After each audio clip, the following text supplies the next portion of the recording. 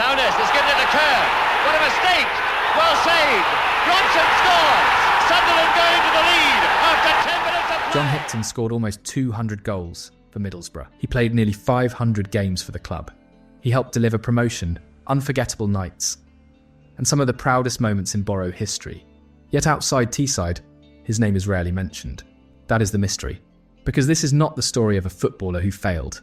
It is the story of a footballer who succeeded, a striker who became part of a city's identity, a man many supporters still call one of the greatest players ever to wear the red shirt. To Boro fans, he was Big John. To others, he was Mr Middlesbrough. Some simply called him King John. He was feared by defenders, loved by supporters, and trusted whenever goals were needed. Yet while other football names grew louder with time, John Hickton slowly grew quieter. Not in Middlesbrough. Never in Middlesbrough. But in the wider football world, that is what makes his story so remarkable. Because the supporters who watched him never forgot. The memories never faded. The respect never disappeared. And perhaps the strangest part of all is this. Middlesbrough almost never signed him in the first place. One decision, one meeting, one moment, and one of the greatest legends in the club's history could have belonged to somebody else. Subscribe, because some football legends deserve to be remembered long after the final whistle. In the summer of 1966, Middlesbrough were searching for answers. For the first time in their history, the club found itself playing in the third division. Results were disappointing, confidence was low, and manager Stan Anderson knew something had to change. The answer arrived in Sheffield. His name was John Hickton, but Middlesbrough were not the only club chasing him. Norwich City wanted him too. As interest grew, a race began behind the scenes. While Norwich tried to make their move, Anderson and Boro secretary Harry Green travelled to Sheffield, hoping to convince Hickton that his future belonged on Teesside. It was a gamble, and for a while, nobody knew which way the decision would go. Hickton was already attracting attention. Strong, determined, and carrying a reputation as a player with far more ability than many realised. Then came the meeting that changed everything. After discussing terms, Hickton agreed in principle to join Middlesbrough. But there was one final hurdle. He wanted to discuss the move with his fiancée first. So Boro waited, and waited. Then the answer finally arrived. John Hickton was coming to Middlesbrough. At the time, it looked like an ordinary transfer. It was anything but. Because the player arriving from Sheffield was about to become one of the greatest names in Middlesbrough history. And before long, Teesside would discover exactly what Big John did best. Scoring goals. On the 24th of September 1966, John Hickton officially joined Middlesbrough from Sheffield Wednesday. The fee was around £22,000. At the time, few supporters saw it as a signing that would shape the club's future. Boro were struggling in the third division. They needed goals, they needed strength, and they needed hope. What they received was far more valuable. Hickton made his debut against Workington. It did not take long for supporters to notice him. He was powerful, competitive, and never afraid of a physical battle. Earlier in his career, he had even been used in defensive positions. But Middlesbrough quickly discovered where he was most dangerous. Near the opposition goal, the 1966-67 season became the beginning of something special.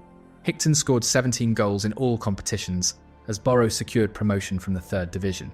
Suddenly, the new signing from Sheffield was becoming one of the first names supporters talked about. And the goals kept coming. In 1967-68, he scored 24 league goals. 2 years later, he scored another 24. Then 25 more in 1970-71. Season after season, defenders changed. Managers changed. But one thing rarely changed. John Hickton scoring goals. Years later, he explained his football philosophy in the simplest possible way. I only enjoyed one thing when I played football, and that was scoring goals. By now, Middlesbrough supporters already knew that. What they were beginning to realise was something even bigger. This was no ordinary striker. This was the man who would become one of the greatest goal scorers in the club's history. Promotion changed everything. Middlesbrough were moving forward, and John Hickton was right at the heart of it. One of the defining days arrived on the 16th of May 1967. Oxford United came to Ayresome Park. Promotion was on the line. More than 40,000 supporters packed into the stadium. Thousands more were locked outside. Many climbed walls and searched for any glimpse of the action. Teesside had not seen many days like it. The atmosphere was deafening. The expectation was enormous. And when Middlesbrough needed a big performance, Hickton delivered. He scored in a famous 4-1 victory that secured promotion from the 3rd Division. For many supporters, it remains one of the greatest days in Ayresome Park history, but it was only the beginning. As the years passed, Hickton kept doing what he did best: scoring goals, winning battles, and giving supporters memories they would never forget. Every season, his place in the club grew stronger. Every goal pulled him closer to the supporters. And before long, John Hickton was becoming something far bigger than a centre-forward. He was becoming part of Middlesbrough itself. By the early 1970s, John Hickton was no longer simply a Middlesbrough striker. He was one of the most feared forwards in the division, strong in the air, powerful on the ground, and always ready for a fight. But there was one thing supporters loved almost as much as his goals: his penalties. Hickton's run-up became famous across the country. It seemed to get longer every season. Some supporters joked he started running from halfway. Goalkeepers stood waiting. Crowds began laughing. And then came the moment that mattered. The ball usually ended up in the net. Hickton later admitted he kept extending the run-up because people talked about it. It became part of the show, part of the theatre. And it worked. The supporters loved it. The goalkeepers hated it. And the legend continued to grow. Yet behind the humour was a footballer who never lacked confidence. When asked years later if there was any opponent he feared, his answer was simple: none. I never feared anyone. It was exactly the sort of answer supporters expected. Because John Hickton never played with fear. He played to win. And as his goals continued to pile up, Middlesbrough supporters were beginning to believe they were watching one of the greatest players the club had ever produced. In the summer of 1973, Middlesbrough made a decision that changed the club's future.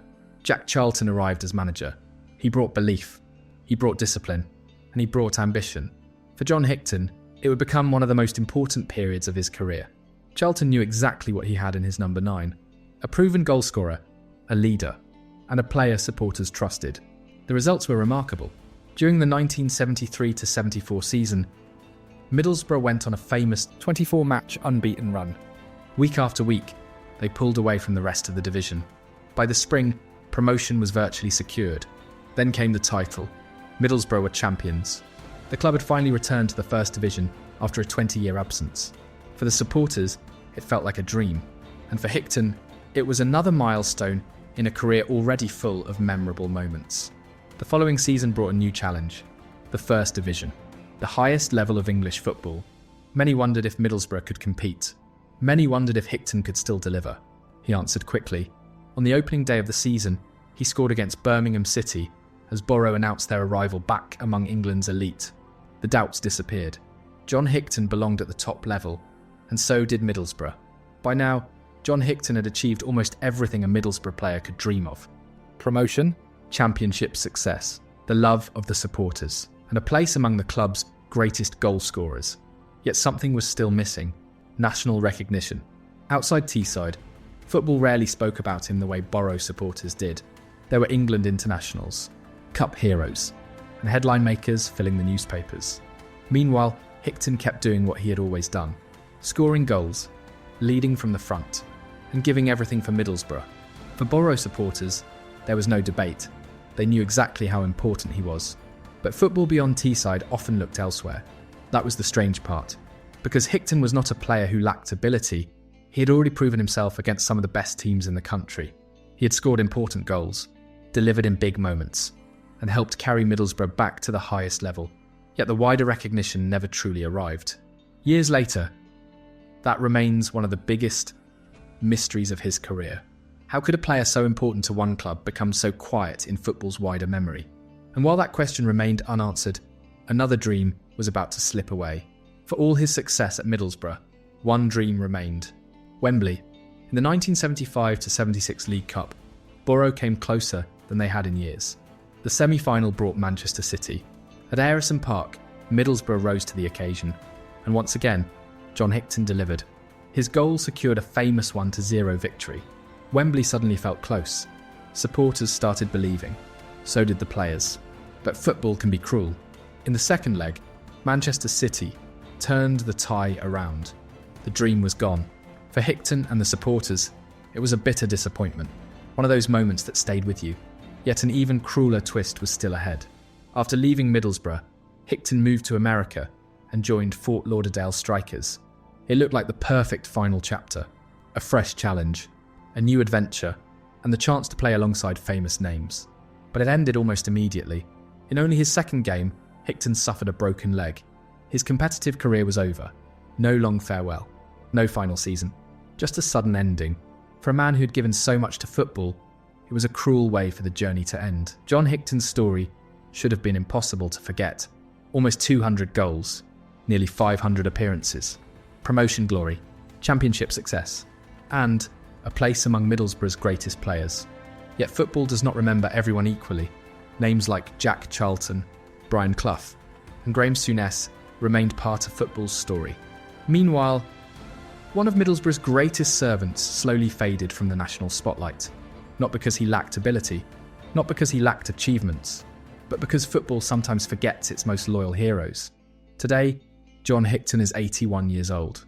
Far from the packed terraces that once sang his name, far from the noise of professional football, living a quieter life than the one he knew at Ayresome Park. In later life, he also faced a battle with cancer, and once again, Boro supporters stood beside him, just as they always had. Because to them, he was Big John, King John, Mr Middlesbrough, and perhaps there is another sadness to his story. Many of the supporters who watched him in his prime are older now too. Some are no longer here. Others still remember every goal, every chant, every Saturday afternoon when Hickton led the line. For them, he is more than a footballer. He is a reminder of Ayresome Park, a reminder of the 1960s, 70s and 80s, a reminder of a football world that can never truly return. And perhaps the biggest question remains, what if he had played for one of England's biggest clubs? What if he had earned the wider recognition many believed he deserved? What if that broken leg in America had never ended his career so suddenly? We will never know, but Middlesbrough never needed those answers, because they already knew exactly who John Hickton was. One of the greatest players ever to wear the red shirt, a man who gave them goals, memories, and a lifetime of loyalty. John Hickton was never forgotten where it mattered most. He was simply a brilliant Middlesbrough legend lost to silence. Subscribe, because some legends may fade from the headlines, but they should never fade from memory.